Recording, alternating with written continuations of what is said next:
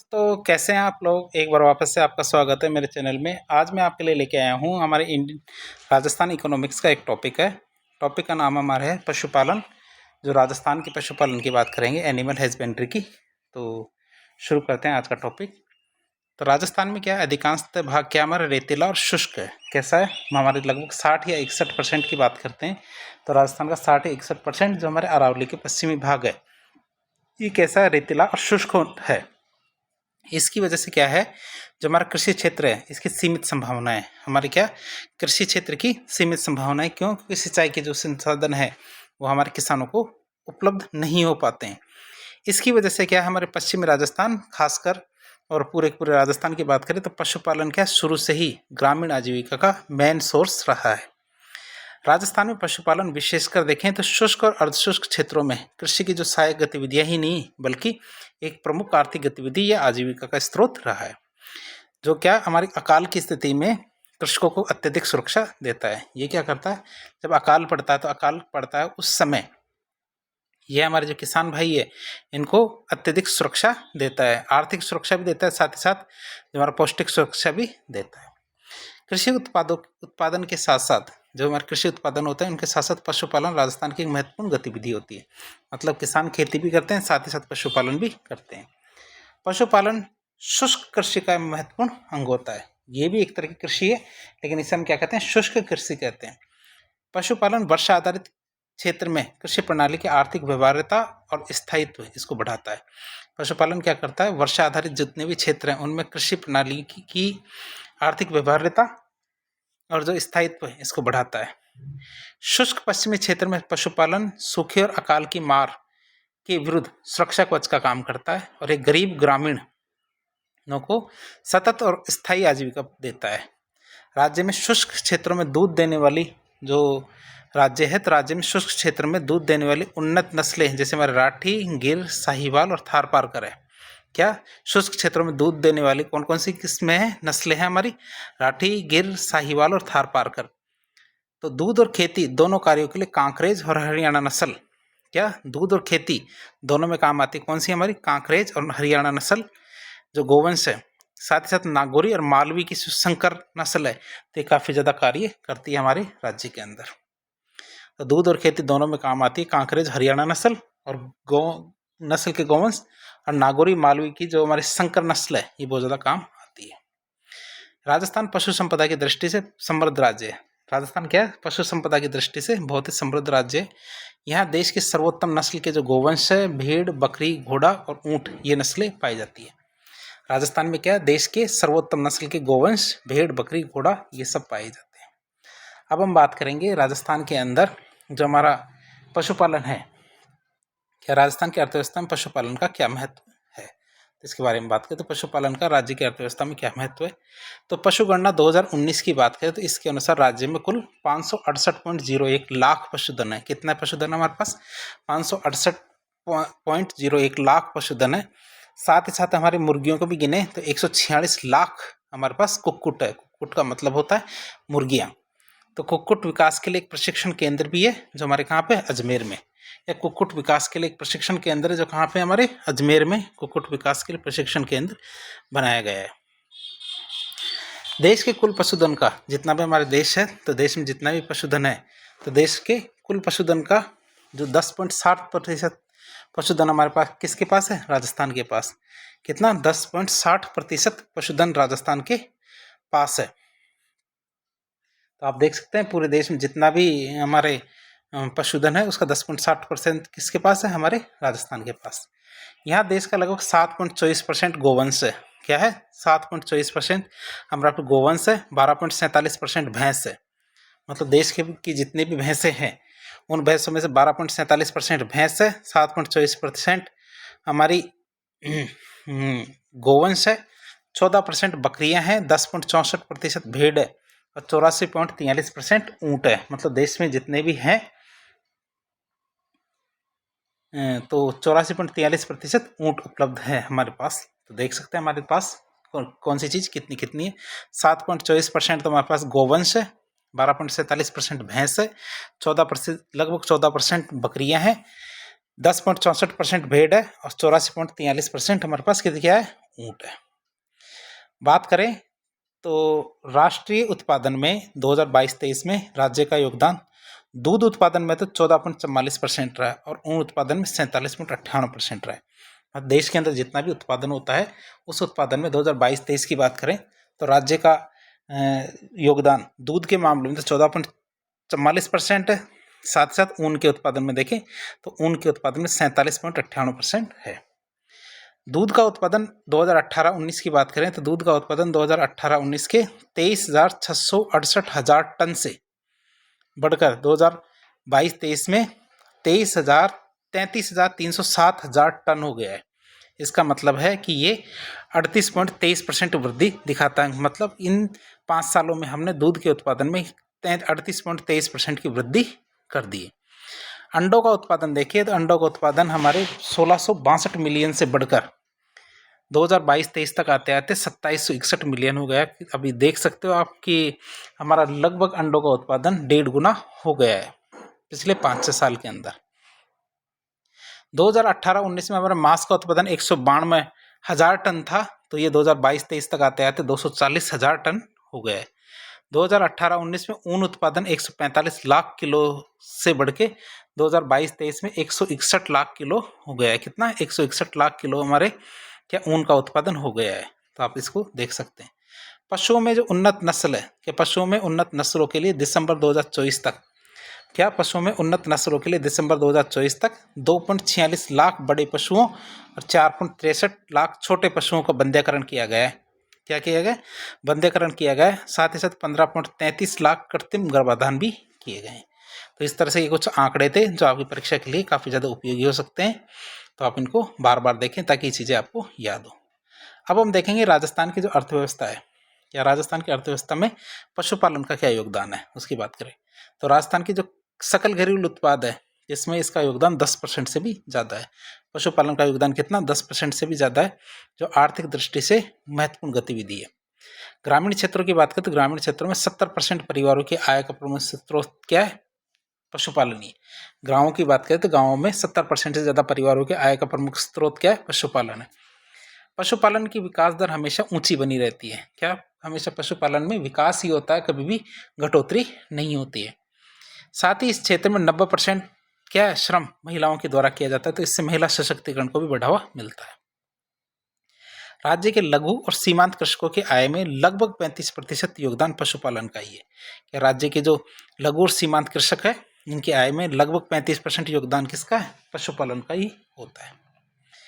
बात करें राज्य की तो राज्य में पशुपालन वर्ष भर रोजगार मुहैया करवाने के साथ ही आर्थिक संसाधनों में पशुपालन और पशु उत्पाद प्रसंस्करण से लगभग 9 से 10% राजस्व की प्राप्ति भी होती है।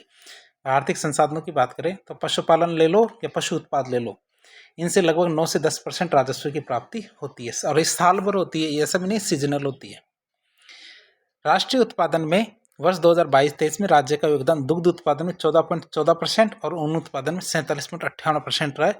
तो इससे भी देख सकते हो कि देश के अंदर दुग्ध उत्पादन में तो हम दूसरे स्थान पे हैं, तो ऊन उत्पादन में प्रथम स्थान पे हैं।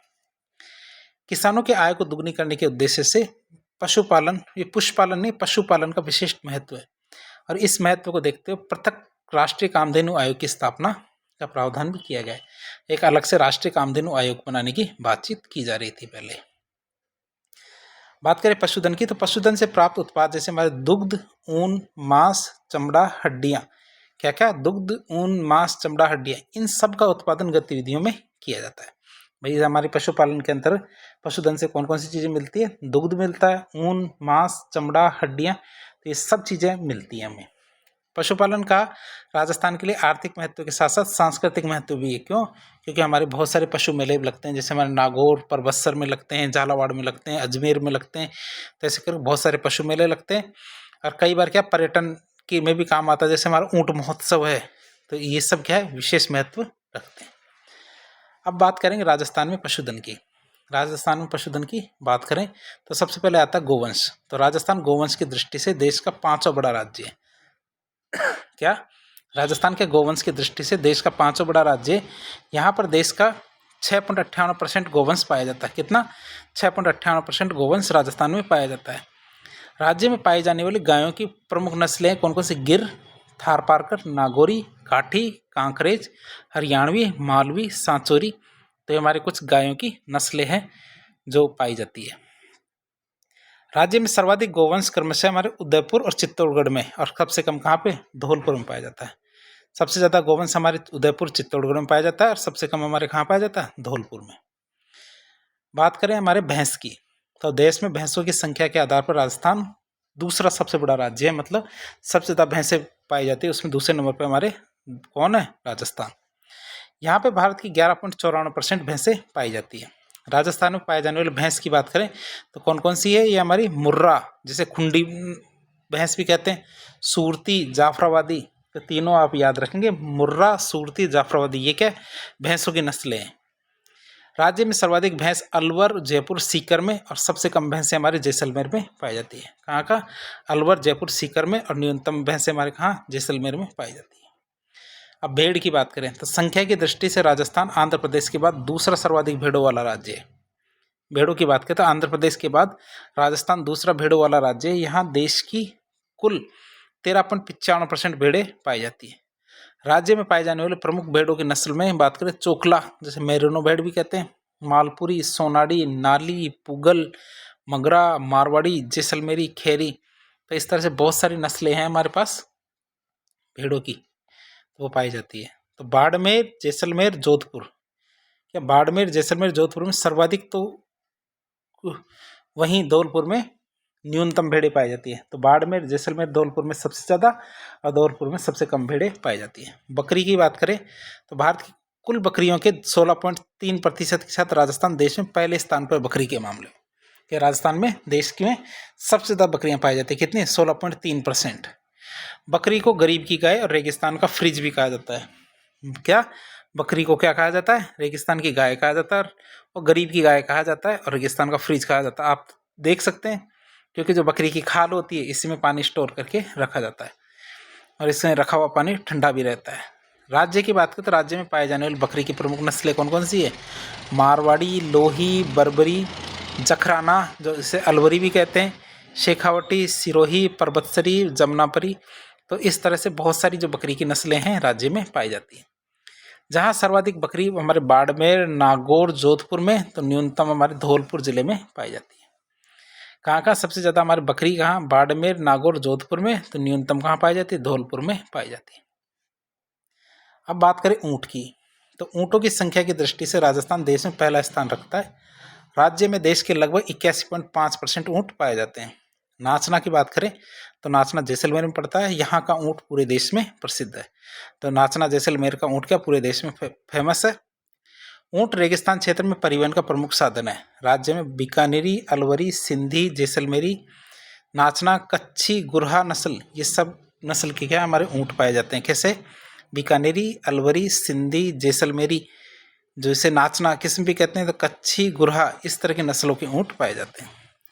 सर्वाधिक ऊँट जैसलमेर, बाड़मेर वहीं में, तो वहीं सबसे कम हमारे कहाँ प्रतापगढ़ में पाए जाते हैं। ऊँटों की बात करें तो जैसलमेर, बाड़मेर में सबसे ज़्यादा, तो वहीं प्रतापगढ़ में सबसे कम ऊँट पाए जाते हैं। अब घोड़ों की बात करें, घोड़े मतलब अश्व, तो घोड़ों की संख्या की दृष्टि से राजस्थान का स्थान 6% के साथ देश में चौथा स्थान है। क्या, देश में चौथा स्थान है क्योंकि राजस्थान के पास देश के 6% घोड़े हैं। यहाँ मालानी, मारवाड़ी, काठियावाड़ी नस्ल के घोड़े पाए जाते हैं। क्या, मालानी, मारवाड़ी, काठियावाड़ी नस्ल के घोड़े पाए जाते हैं। सर्वाधिक घोड़े बाड़मेर में, तो वहीं न्यूनतम घोड़े हमारे डूंगरपुर में पाए जाते हैं। सबसे ज़्यादा घोड़े कहाँ, बाड़मेर में, तो न्यूनतम घोड़े कहाँ पाए जाते हैं, डूंगरपुर में। अब हम बात करेंगे राजस्थान राज्य में जो पशुपालन से संबंधित बहुत सारी योजनाएं चलती है, तो उन योजनाओं के बारे में देखना शुरू करते हैं। एक मिशन था हमारा राष्ट्रीय बोवाइन उत्पादन मिशन। क्या, राष्ट्रीय बोवाइन उत्पादकता मिशन। तो ये मिशन हमारे 2016 में केंद्र सरकार के द्वारा 3 साल के लिए चलाया गया था। वैसे तो कंप्लीट हो गया, लेकिन वैसे ही आपको नॉलेज के लिए बता रहे हैं, राष्ट्रीय बोवाइन उत्पादकता मिशन। इस मिशन का उद्देश्य क्या था, इस मिशन का उद्देश्य दुग्ध उत्पादन बढ़ाना, पशुओं की उत्पादकता बढ़ाना, डेयरी व्यवस्था का विकास करना। तो ये सारे हमारे इसके उपयोग थे, उद्देश्य थे। इस मिशन में 4 चीज़ें काम में ली जाती थी। एक तो पशु संजीवनी, तो इसके लिए प्रत्येक जो हमारे पशुधारक होते थे, पशुपालक होते थे, उनको नकुल स्वास्थ्य कार्ड दिया जाता था। एक यूनिवर्सल ID दी जाती थी। यदि आपने कई जानवर देखे हो जिनके कान पर एक पीले कलर का टैग लगा हुआ होता है, उसे UID कहते हैं, और राष्ट्रीय डेटाबेस बनाया गया है। फिर उन्नत प्रजनन जो प्रौद्योगिकी है इसको बढ़ावा देना है, ई पशुधन हाट तैयार करना है, राष्ट्रीय जीनोमिक केंद्र तैयार करने, या राष्ट्रीय जीनोमिक केंद्र तैयार करने। फिर एक योजना आती है हमारे भामाशाह पशु बीमा योजना। योजना का नाम क्या है? भामाशाह पशु बीमा योजना। तो ये योजना राज्य के जो पशुपालक है उनके कल्याण के लिए क्रियान्वित की जा रही है। क्या ये योजना क्या है? राज्य में जो पशुपालक है उनके कल्याण के लिए चालू की जा रही है।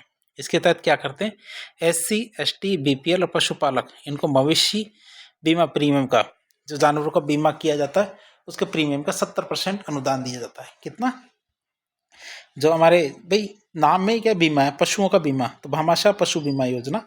तो जो गरीब लोग हैं हमारे, वो यदि अपने जानवरों का, मवेशियों का बीमा करवाना चाहते हैं तो SC ST और BPL यदि पशुपालक बीमा करवाएंगे अपने मवेशियों का तो उनको 70% तक अनुदान दिया जाएगा। और कोई सामान्य पशुपालक है वो अपने मवेशी का बीमा करवाया जाता है तो जितना प्रीमियम आएगा उसका 50% अनुदान दिया जाता है। 50% अनुदान सरकार की तरफ से दिया जाएगा। फिर एक मिशन है राष्ट्रीय पशुधन मिशन NLM की बात करें तो यह उद्यमिता विकास कार्यक्रम है जिसका उद्देश्य है पशुपालकों को पशुपालन के क्षेत्र में या पशुपालकों को पशुपालन के क्षेत्र में उद्यम स्थापित करने के लिए ऋण प्रदान करना है। इसका उद्देश्य क्या है NLM का? कि जो पशुपालक है इनको पशुपालन के क्षेत्र में उद्यम या बिजनेस स्टार्ट करने के लिए ऋण प्रदान करना है। इसमें क्या भेड़ और बकरी वंश हेतु नस्ल सुधार योजना के अंतर्गत 9 जिलों में शिविर प्रदर्शनी प्रशिक्षण चलाया जाता है। क्या 9 जिलों में शिविर प्रदर्शनी प्रशिक्षण चलाया जा रहा है जिसमें केंद्र राज्य का योगदान 60-40 का रहेगा। तो इसमें क्या करेंगे? भेड़ और बकरी की नस्ल सुधार करनी है और इसके अंतर्गत क्या करें? 9 जिले लिए गए हैं तो वहाँ पे शिविर प्रदर्शनी प्रशिक्षण चलाया जा रहा है। अब बात करें एक बीमा योजना और कामधेनु बीमा योजना। जो हमारी गाय भैंस है इनके लिए ये बीमा योजना, किसके लिए? गाय भैंस के लिए, कामधेनु बीमा योजना। तो इसमें क्या है कि निःशुल्क बीमा किया जाएगा। क्या? निःशुल्क बीमा किया जाएगा हमारे कामधेनु बीमा योजना के तहत।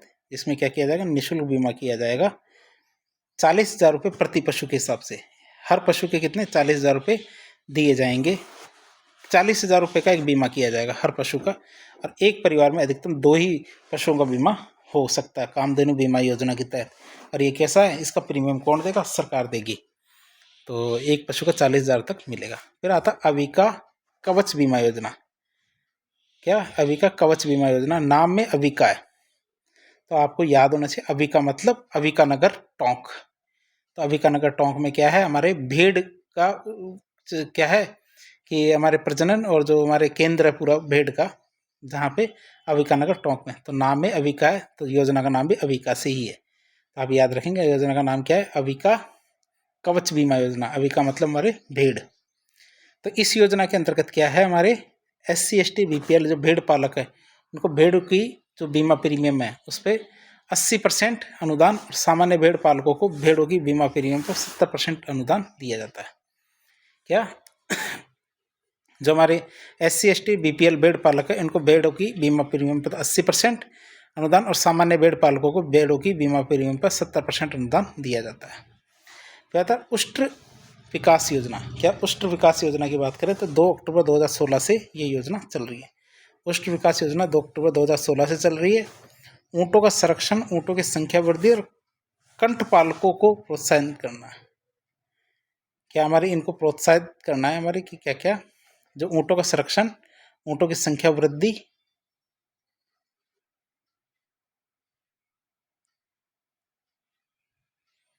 ऊँटों का संरक्षण, ऊँटों की संख्या वृद्धि और कंठपालकों को प्रोत्साहन देना। फिर आते हैं नंदी गौशाला सहभागिता योजना। क्या? नंदी गौशाला सहभागिता योजना की बात करें तो इसका प्रारंभ 29 अगस्त 2019 को किया गया था। कब? 29 अगस्त 2019 को हमारे नंदी गौशाला सहभागिता योजना की शुरुआत की गई थी। इसमें हमारे 90-10 के अनुपात में सहकारी सहायता दी जाती है। 16 नंदी गौशाला स्थापित की जा चुकी है इसके अंतर्गत। फिर आता है एक देवनारायण आवासीय योजना, 2020 में शुरू की गई थी। देवनारायण आवासीय योजना है तो देश की पहली ऐसी योजना है जिसमें पशुपालकों को एक ही स्थान पर दूध संकलन, विपणन और संस्करण जैसी हमारी सुविधाएं प्रदान की जाएगी। मतलब प्रोसेसिंग भी यहीं होगी, जो मिल्क कलेक्शन भी यहीं होगा और मार्केटिंग भी यहीं हो जाएगी एक ही जगह पे। तो ये योजना का नाम क्या है? देवनारायण आवासीय योजना। तो देश की पहली ऐसी योजना है, ऐसी योजना कहीं भी नहीं चलती। फिर आता भामाशाह पशु बीमा योजना, 23 जुलाई 2016 से चल रही है।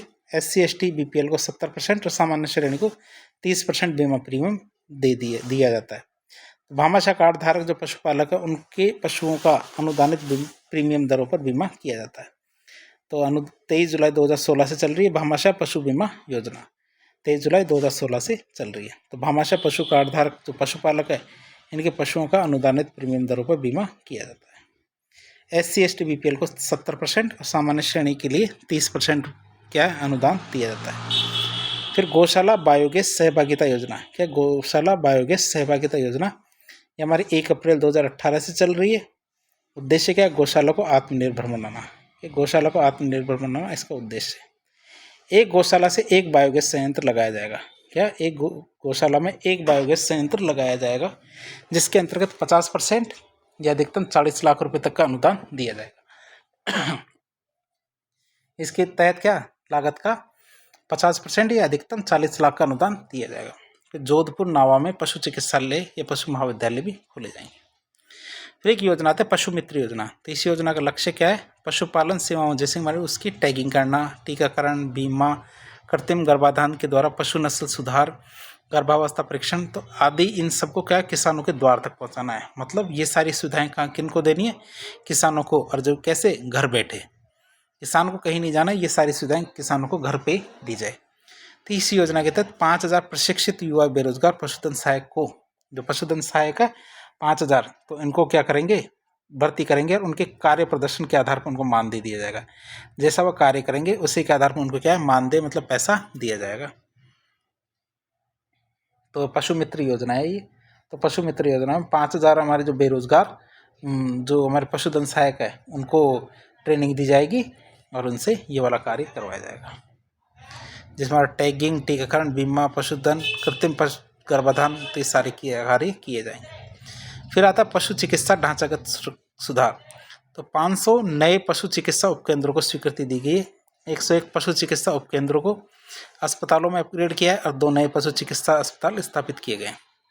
इसके अलावा 51 अस्पतालों को प्रथम श्रेणी का दर्जा दिया गया है और 25 प्रथम श्रेणी के अस्पतालों को पशु चिकित्सा पॉलिटेक्निकल अस्पताल में क्रमोन्नत, यह मतलब प्रमोट किया गया है।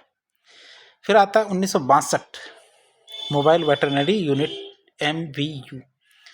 तो ये यूनिट क्या है, 24 फरवरी 2024 को शुरू किए गए थे, जो किसानों को घर पर ही पशु चिकित्सा सेवाएं उपलब्ध कराती है। ये क्या करती है, किसानों को घर पर ही पशु चिकित्सा सेवाएं उपलब्ध कराती है। राज्य भर में कुल 536 MVU वाहन संचालित हो रहे हैं।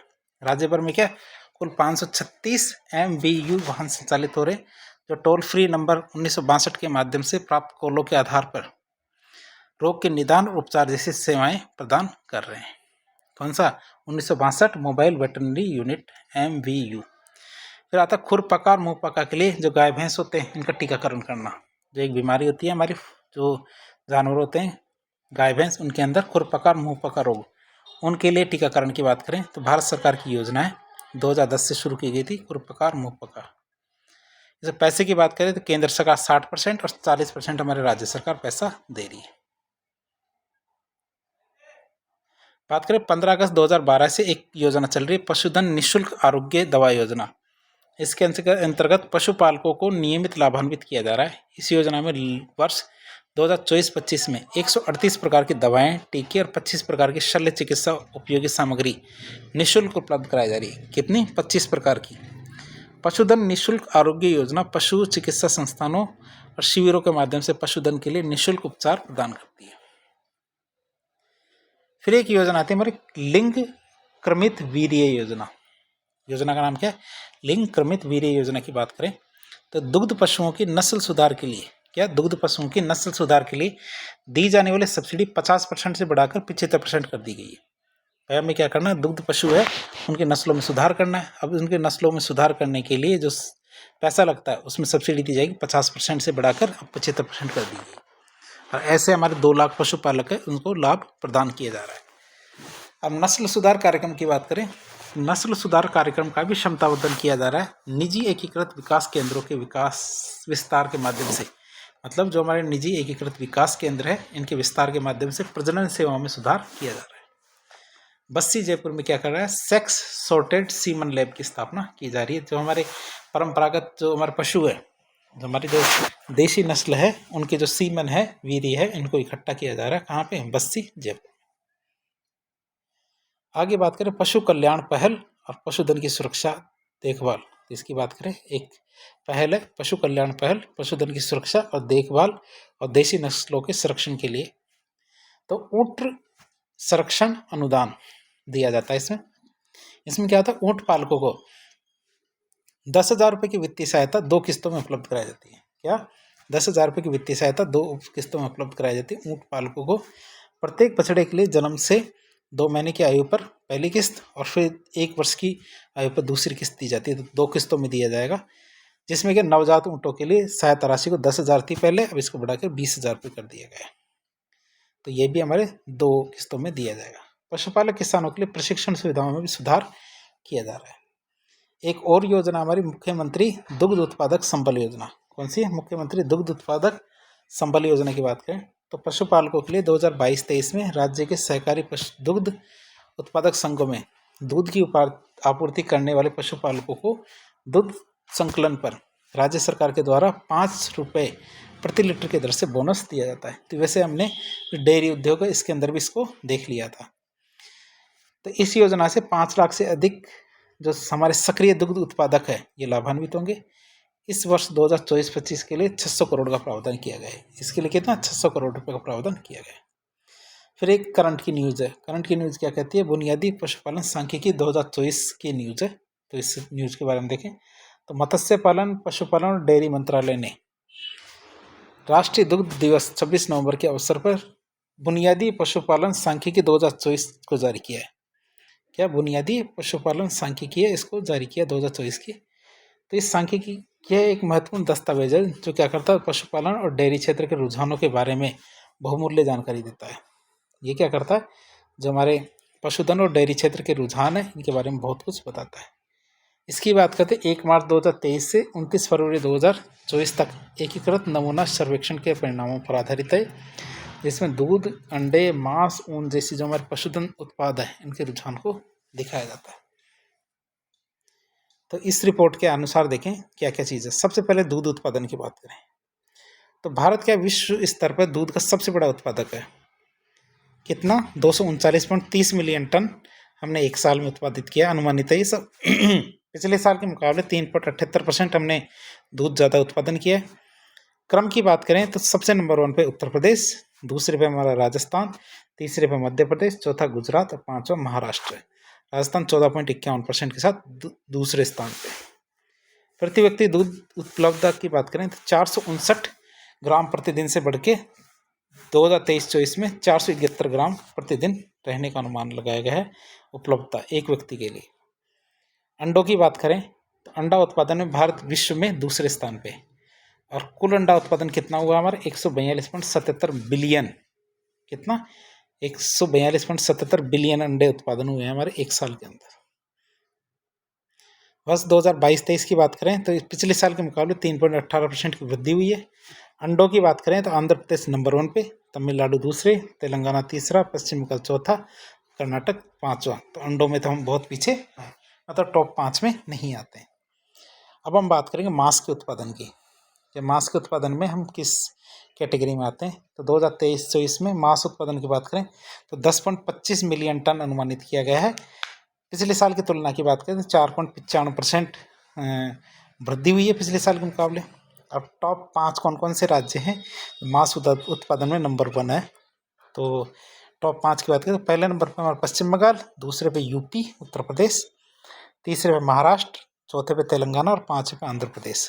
तो इस तरह 5 राज्य हैं जो मांस उत्पादन में टॉप कर रहे हैं। फिर ऊन की बात करें, ऊन उत्पादन की